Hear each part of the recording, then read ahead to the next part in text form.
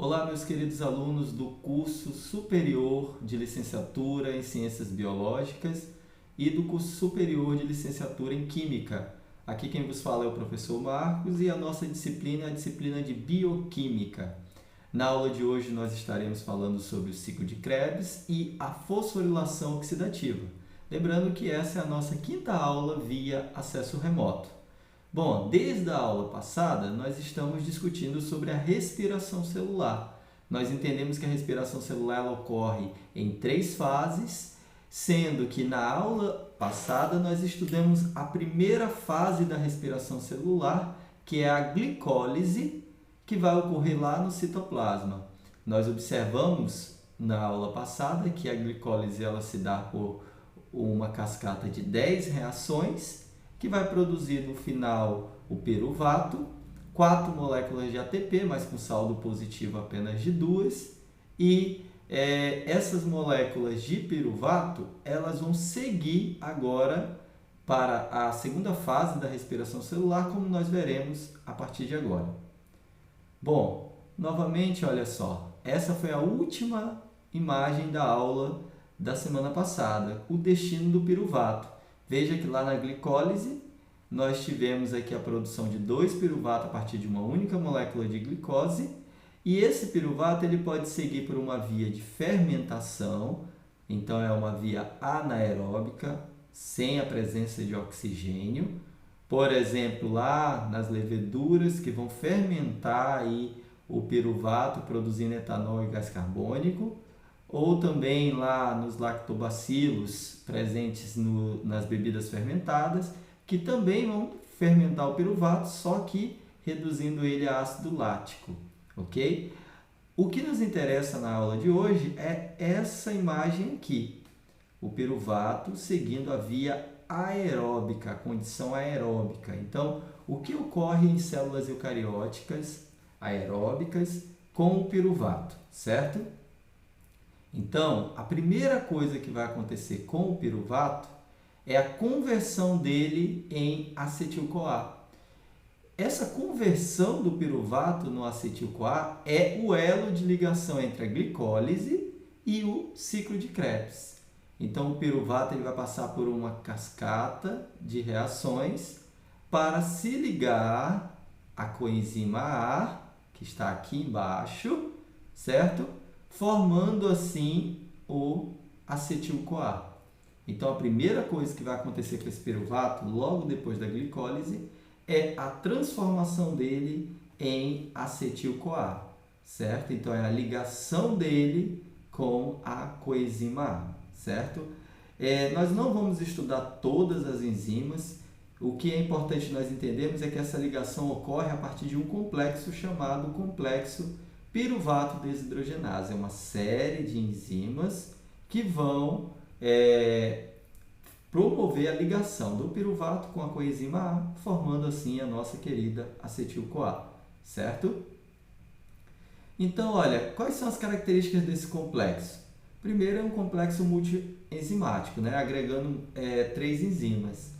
Eles são localizados na mitocôndria dos eucariotos e no citosol, no caso, se for células procarióticas, né? Fazem, claro, a canalização de substratos. Os cofatores importantes para que o piruvato se ligue com a enzima A formando acetil-CoA é quem? É o TPP, que é uma vitamina lá do complexo B, FAD, que é uma vitamina do complexo B, a própria coenzima A, NAD e lipoato.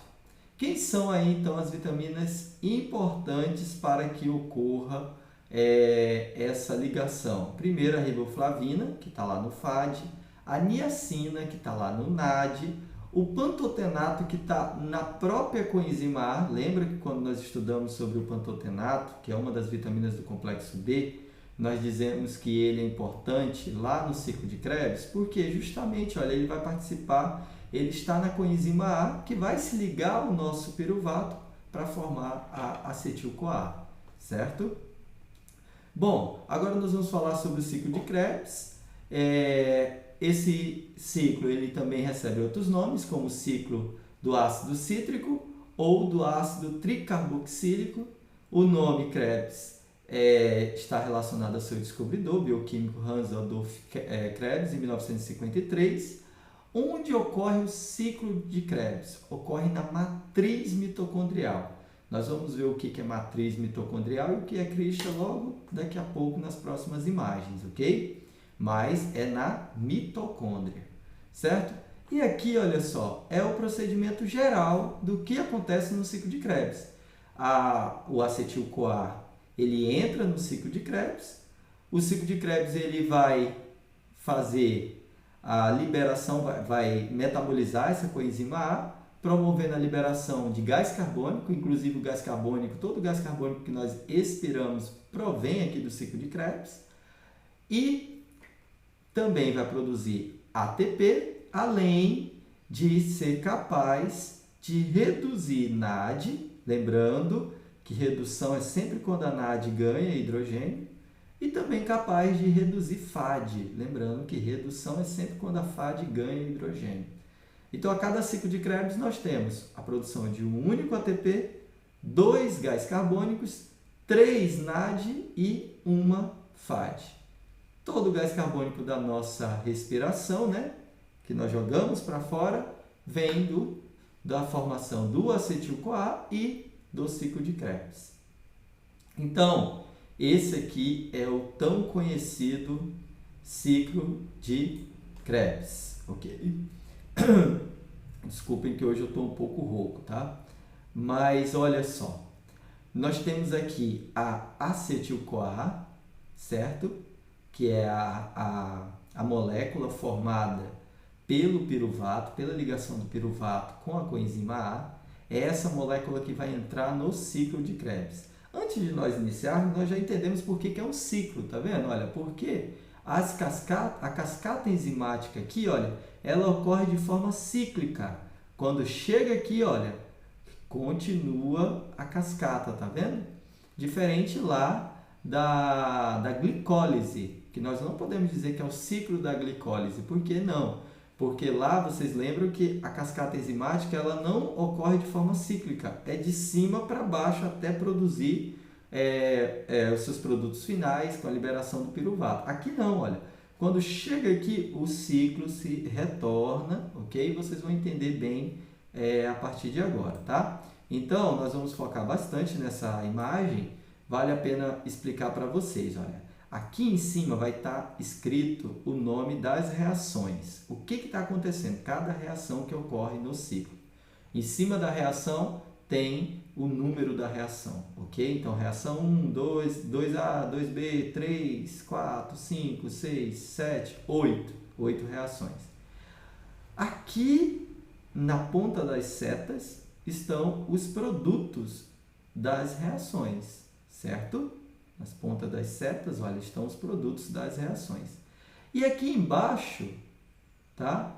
Tem o nome das enzimas que estão fazendo a reação. Então, em vermelho, o nome da enzima, na ponta da seta, os produtos, tá bom? Então, a primeira coisa que acontece é o acetil-CoA entrar no ciclo de Krebs, bem aqui, certo?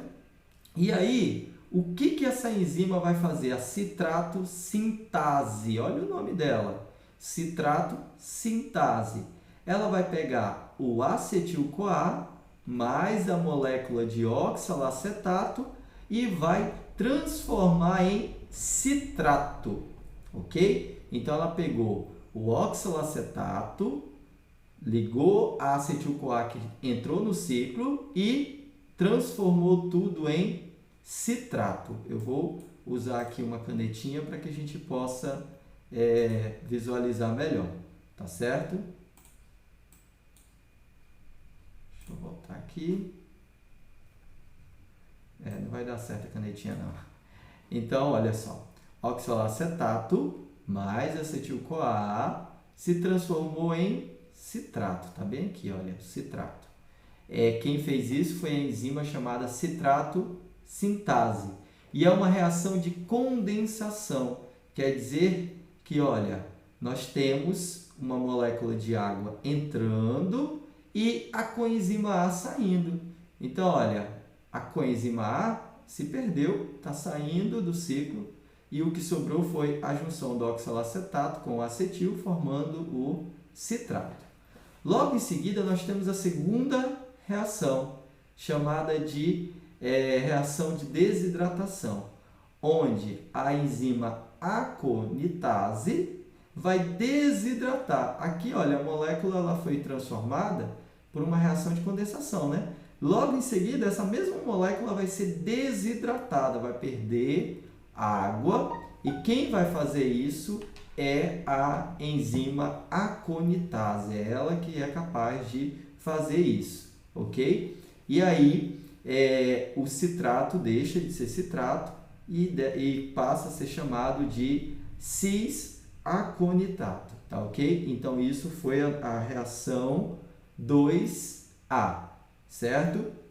E aí, olha só, a mesma enzima, chamada aconitase, vai pegar o cis-aconitato e vai hidratar a molécula, transformando ela em isocitrato, que é essa molécula aqui.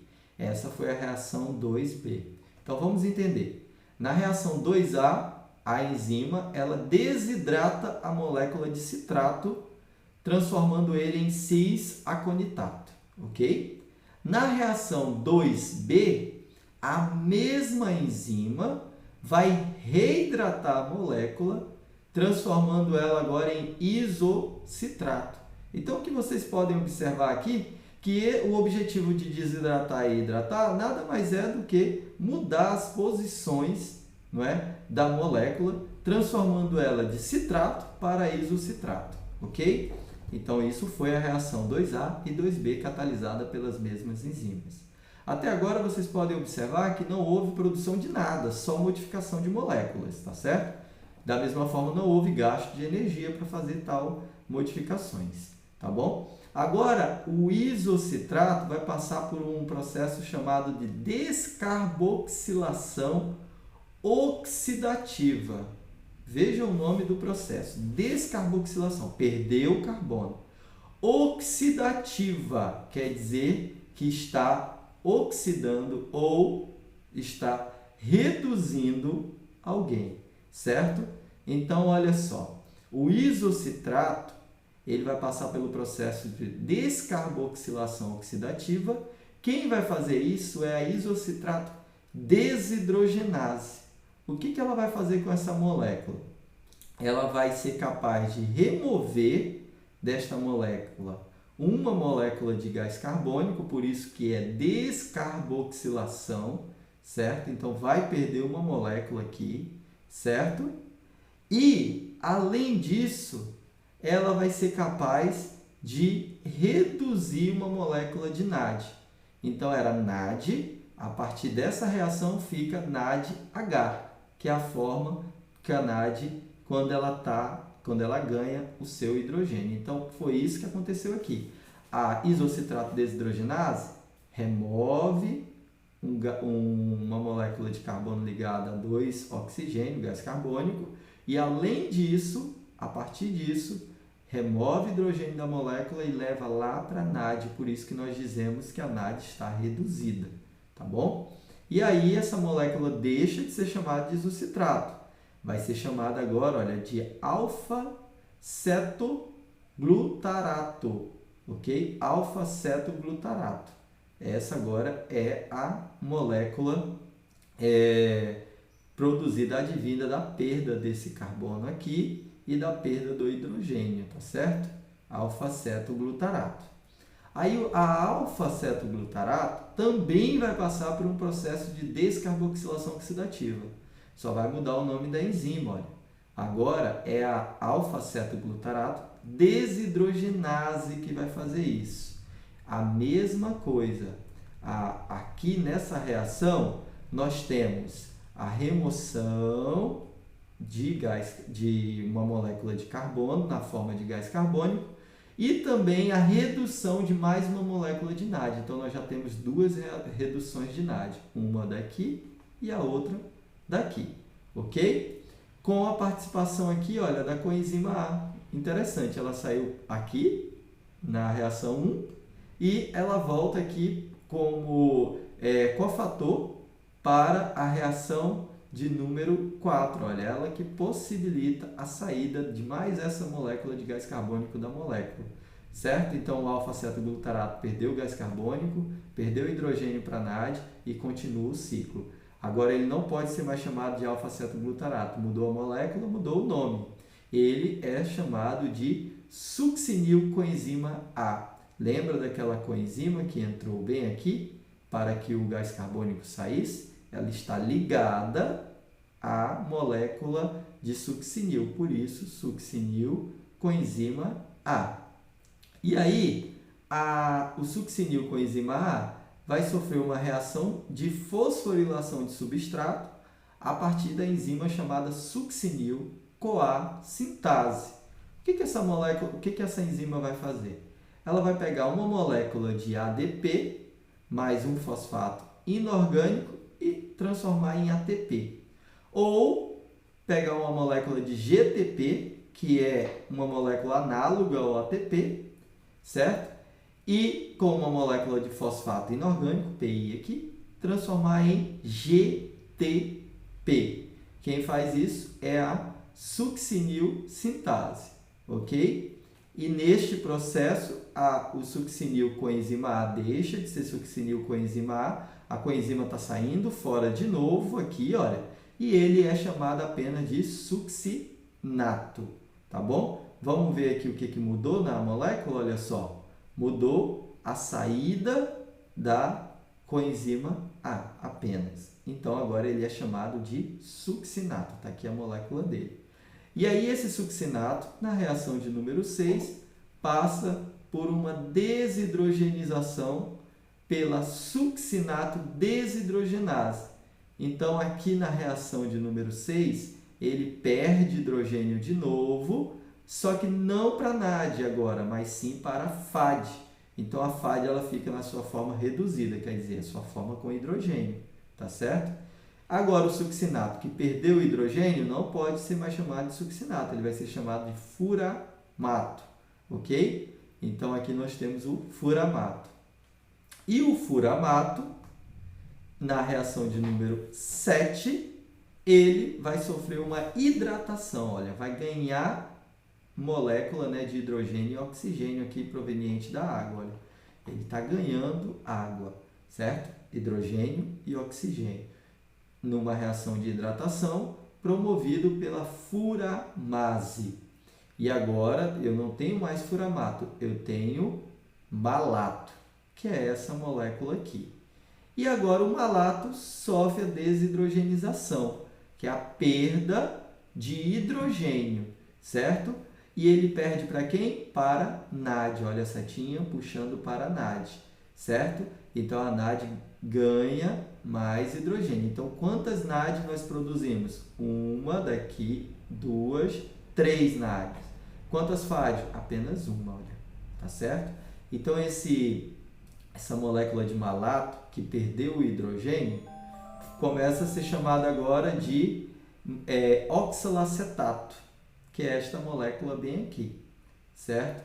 E o oxalacetato é justamente a molécula que vai se ligar a um novo acetil-CoA que está entrando no ciclo e repetir tudo isso aqui de novo, toda essa descarboxilação oxidativa, essa perda de carbono e perda de hidrogênio, até chegar de novo ao oxalacetato, que vai se ligar a acetil-CoA e entrar de novo no ciclo para novamente acontecer todo o ciclo que nós estamos vendo aqui. Por isso que é na forma cíclica, ok?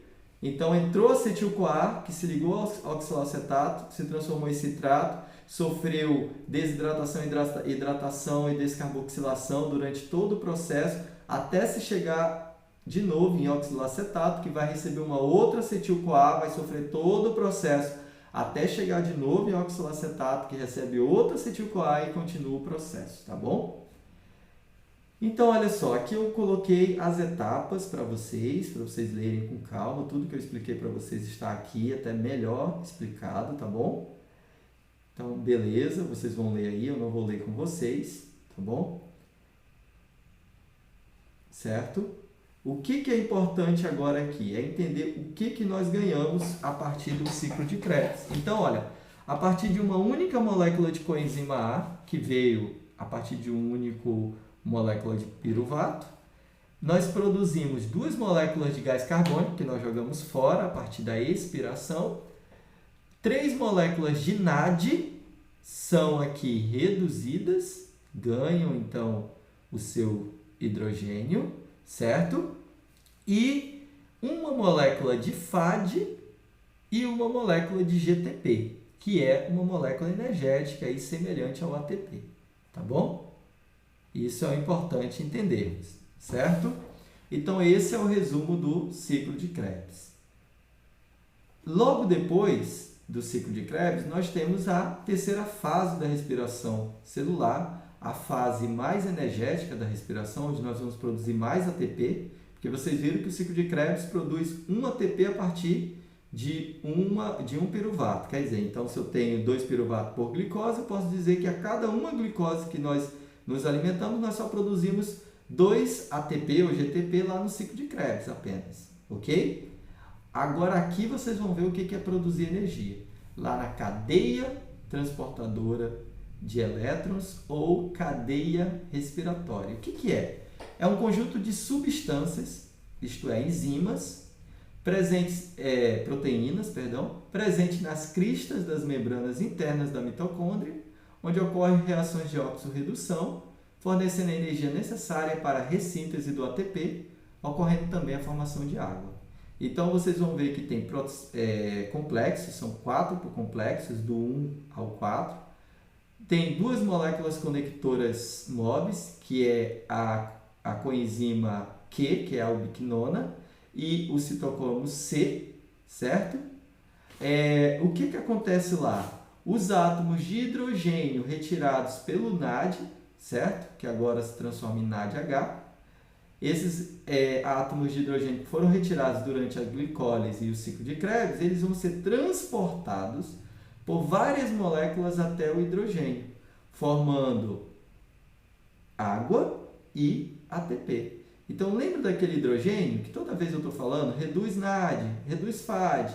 Agora elas estão carregadas aqui na cadeia transportadora de elétrons, ou na cadeia respiratória, né? Pode se chamar desses 2 nomes, é aonde vai ocorrer a perda. Agora sim, agora a NAD vai perder aquele hidrogênio, a FAD também, certo?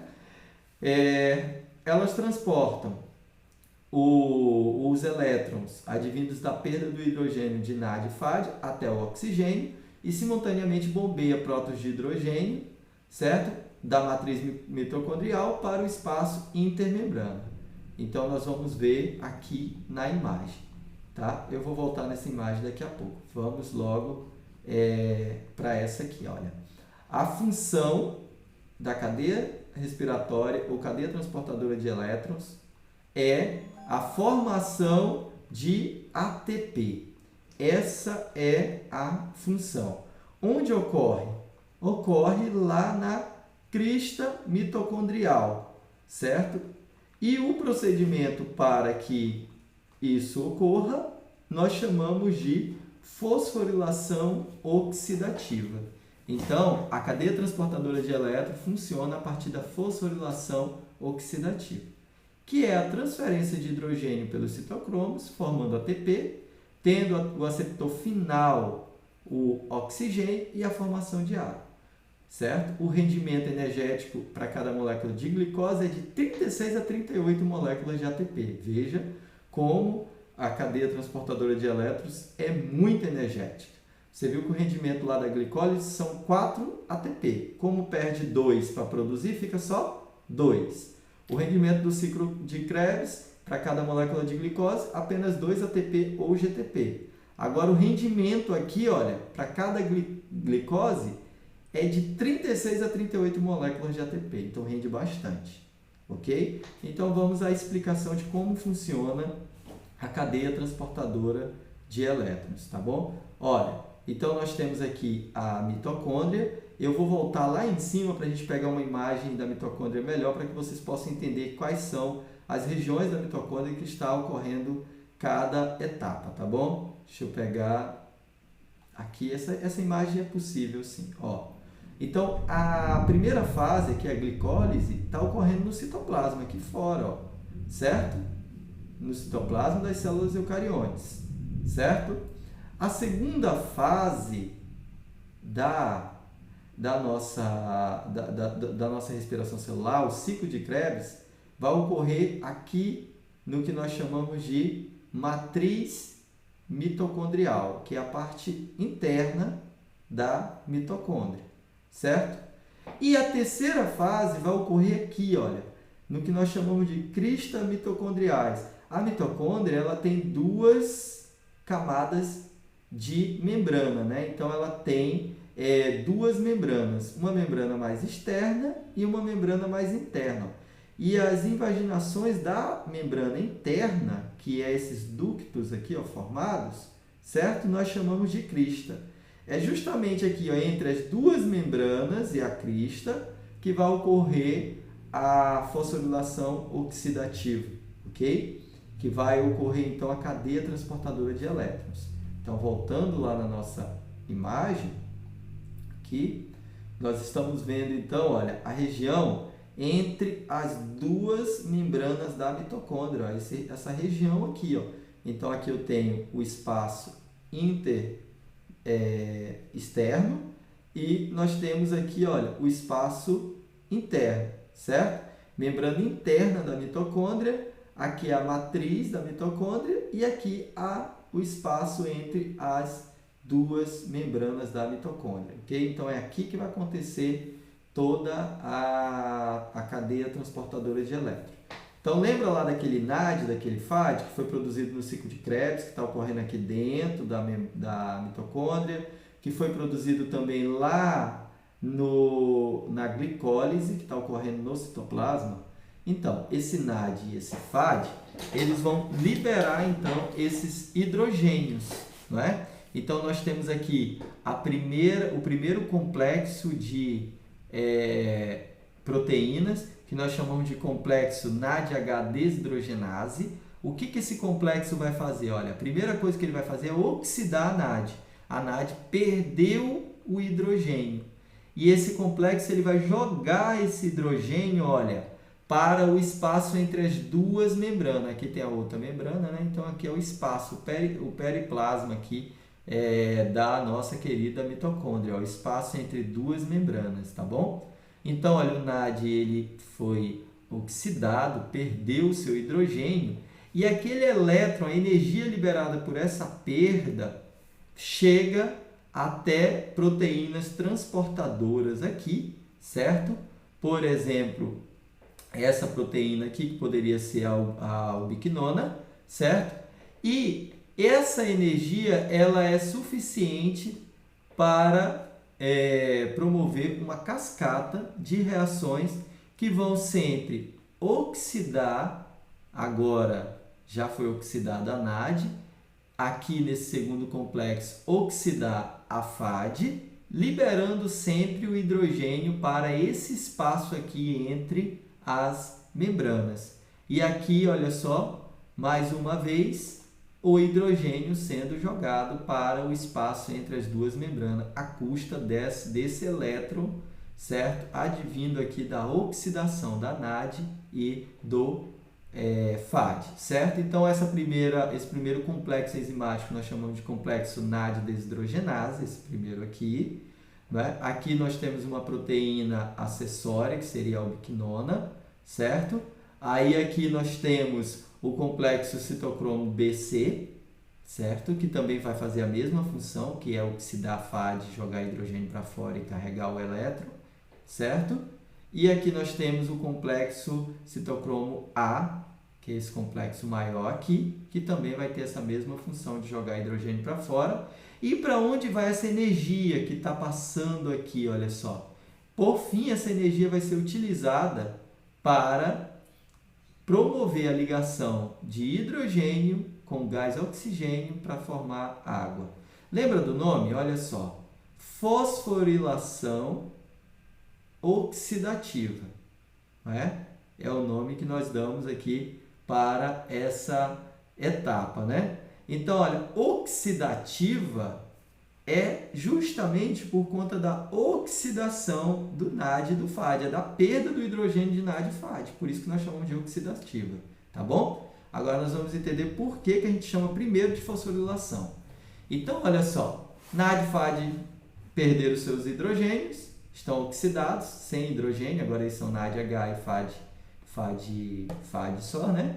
E esse hidrogênio ele se concentrou no espaço entre duas membranas. Lembrando que aqui tem a membrana externa e aqui a nossa querida membrana interna. Então, ficou entre o espaço das duas membranas da mitocôndria. Concentrou mais hidrogênio lá no espaço entre a membrana.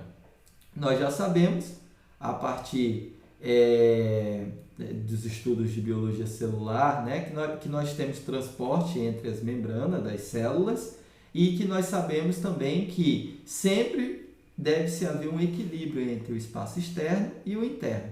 Então, como esses complexos jogaram muito hidrogênio aqui no espaço entre as membranas, esse hidrogênio ele está mais concentrado externamente aqui entre as duas membranas, né, do que dentro da própria mitocôndria, dentro da matriz mitocondrial. Então, esse hidrogênio ele tem que voltar para cá para que haja um equilíbrio osmótico aí de hidrogênio entre as membranas e hidrogênio dentro da matriz, certo? Agora que entra o segredo da fosforilação oxidativa. Para que esse hidrogênio ele possa entrar na célula, ele passa por um complexo enzimático chamado ATP sintase, ou sintase do ATP, que é esse complexo enzimático aqui. A cada hidrogênio que passa por dentro desse complexo, há um giro do complexo sintase, que está aqui embaixo, e nesse giro, a adenosina difosfato vai se ligar a fosfato inorgânico produzindo ATP. Então, a cada molécula que sai, e deve entrar de novo para manter a mesma concentração interna da concentração externa, então, cada molécula que entra de novo gira de forma cinética a ATP sintase e, com base nessa energia cinética, sem gasto de energia advinda de quebra de ATP, né? É simplesmente cinética da entrada do hidrogênio, nós produzimos ATP, e bastante ATP. A cada um hidrogênio, um ATP ele vai ser produzido, ok? Então, agora nós já entendemos o que significa fosforilação. Ó. Fosforilação é porque o ADP, que é a nossa bateria descarregada, vai receber um fosfato inorgânico. Por isso, fosforilação, não é? Então, ADP mais fosfato inorgânico, nós temos o ATP. E é oxidativa porque foi à custa da oxidação de NAD e FAD, não é? A perda do hidrogênio, que quando volta para o interior da mitocôndria, move a ATP sintase, produzindo ATP. Então, é assim que nós produzimos ATP a partir da cadeia respiratória ou cadeia transportadora de elétrons. Qual é o saldo que nós temos, então, dos 3 níveis da respiração celular? Na glicólise, nós produzimos 2 ATPs. E aí, como nós perdemos 2 lá nas etapas de preparação, fica então apenas 2 de saldo positivo. No ciclo de Krebs, nós produzimos 2 e não perdemos nada, então ficou 2 de saldo positivo. E na cadeia respiratória, nós produzimos 34 moléculas de ATP a partir de uma única molécula de glicose.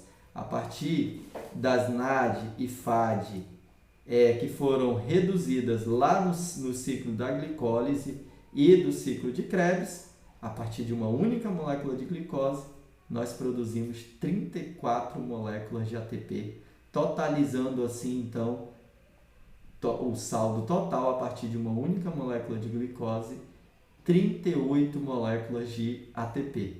Então, esse é o saldo energético a partir de uma única molécula de glicose que nós nos alimentamos, ok? Vocês vão ver que existem livros que dizem que é de 36 a 38, porque esse número aqui não chega a ser exato, tá bom? Bom, então aqui nós falamos sobre a respiração aeróbica, onde ocorreu o ciclo de Krebs e também ocorreu a fosforilação oxidativa. Agora, na respiração anaeróbica, que nós já falamos também, nós não temos o oxigênio, por isso é anaeróbico, tá bom? Antes de falar disso, deixa eu só voltar aqui na imagem para lembrar onde é que o oxigênio entrou. Vocês lembram, né? Lembra que aquela energia liberada pela oxidação de NAD, olha, ela vem, esse elétron ele vem e ele vai ser a energia necessária para pegar aquele hidrogênio que entrou aqui dentro, juntar com o oxigênio formando água. Então é aqui que nós temos a importância do oxigênio, tá bom? Lá na cadeia respiratória, né? Ou cadeia transportadora de elétrons. O oxigênio, ele é o nosso aceptor final dos elétrons advindos do hidrogênio, formando a molécula de água. Sem oxigênio, nós não temos respiração celular porque nós não teremos um aceptor final, tá bom? Por isso que nós dizemos que a respiração celular aeróbica, justamente porque precisa do oxigênio, que o oxigênio chegue às mitocôndrias e que ele seja o aceptor final dessa energia, desse elétron, advindo aqui do hidrogênio, produzindo assim a molécula de água, tá bom? Agora, lá na respiração anaeróbica, eu não tenho oxigênio. Então, olha um exemplo das pseudomonas dinitrificans, né? Que são bactérias que nós podemos encontrar próximas ou junto às raízes das plantas. Elas são importantes porque elas trabalham na fixação de oxigênio, né? E é interessante por quê? Porque elas, olha só, elas ao invés de usar oxigênio para o seu processo de respiração, elas fazem uma respiração anaeróbica e elas são capazes então de pegar o nitrogênio da atmosfera, né? E ele ser o aceptor final aí na sua reação de produção de energia, ao invés do oxigênio. E assim ela consegue fixar nitrogênio no solo, tá bom? Então a fermentação é um processo de síntese de ATP que ocorre na ausência de oxigênio, como eu já mostrei. Não envolve cadeia respiratória porque não tem oxigênio. O aceptor final é sempre um composto orgânico, certo? Então existem seres anaeróbicos de forma estrita que só realizam um dos processos anaeróbicos, como a fermentação, a respiração anaeróbica, como o acroxídeo tetânico, e tem os facultativos que realizam a fermentação ou a respiração aeróbica. Então ele faz um ou outro dependendo de que condições ele está. Que seria aqui, por exemplo, a Saccharomyces cerevisiae, que é a levedura que está presente lá na cerveja, né? Então, olha só, qual é o procedimento? A glicose ela vai ser degradada, né, até o piruvato, e aí o piruvato ele vai ser degradado em uma substância mais simples, chamada ácido lático, no caso da fermentação lática, e o álcool etílico, no caso da fermentação alcoólica, né? Aqui é exemplo, olha, da fermentação lática, nós temos o piruvato sendo transformado em ácido lático, por exemplo, lá nos lactobacilos, que são aquelas bactérias que temos nos iogurtes, né? Nas bebidas fermentadas, no caso, né? Yakult, Activia, né? As bebidas fermentadas elas são produzidas a partir de lactobacilos. Alguns protozoários, fungos também fazem isso. E também as células musculares. Quando você está em um exercício extenuante, né? Onde você precisa de muita energia, né? Um exercício de fadiga, você, como não vai ter oxigênio suficiente para a respiração aeróbica, transforma-se também em piruvato, em ácido lático lá no músculo, ok? Ganhando assim mais uma molécula de ATP. Só que esse acúmulo do ácido lático causa uma dor, né? Sobretudo quando você faz uma atividade de muito esforço, no outro dia você sente uma dor que é justamente o acúmulo do ácido lático nos músculos que vai se liberando gradativamente a corrente sanguínea, sendo metabolizado também pela célula, tá bom? Então aqui a fermentação lática, olha, nós temos a glicólise, o piruvato vai ser transformado em ácido lático certo? Desta forma que nós estamos vendo aí. Nós temos a fermentação alcoólica, mais uma vez. Agora o piruvato ele vai ser transformado em álcool etílico e gás carbônico. Bactérias e leveduras são exemplos. Onde nós podemos ver fermentação alcoólica. Produção da cerveja, produção do vinho. No pão, quem já fez pão em casa sabe que nós colocamos lá um fermento chamado fermento biológico. O que é o fermento biológico? É uma levedura que ela vai degradar o açúcar que tem ali no pão, né, advindo do amido ou que você colocou no pão também, e vai produzir álcool e gás carbônico. Por que o pão ele vai ficar fofinho? Porque o gás carbônico você bota, quem já fez sabe, né? Você pega a massa do pão, né, bate ela, coloca o levedo, né, e deixa ela descansando em uma temperatura ambiente, né? Por que ela fica fofinha?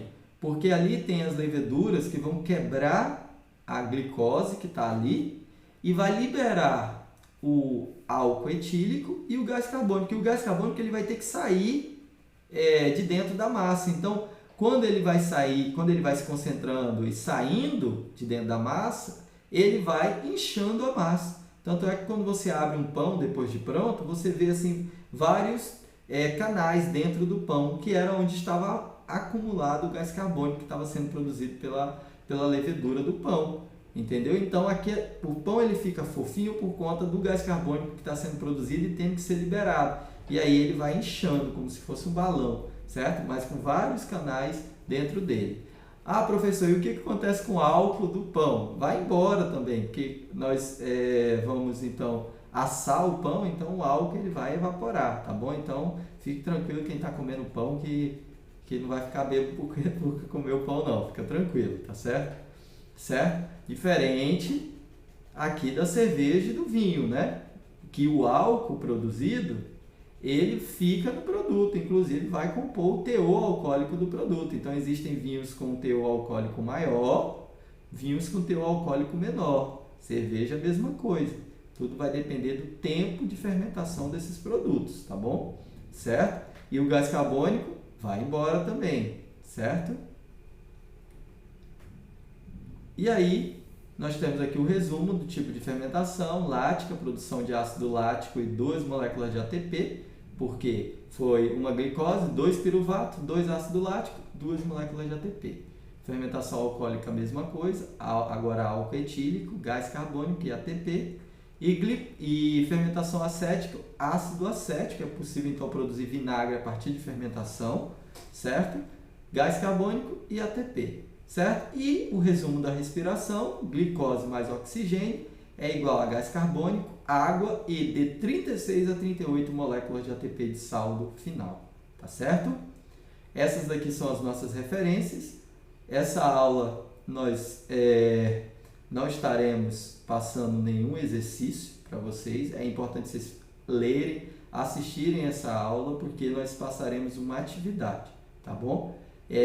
Não agora, mas para o nosso próximo encontro eu vou estar explicando direitinho para vocês o que vai ser requerido de vocês como atividade avaliativa, tá bom? Então, muito obrigado por terem participado dessa aula e nós nos veremos com certeza no nosso próximo encontro, tá bom? Valeu e até breve.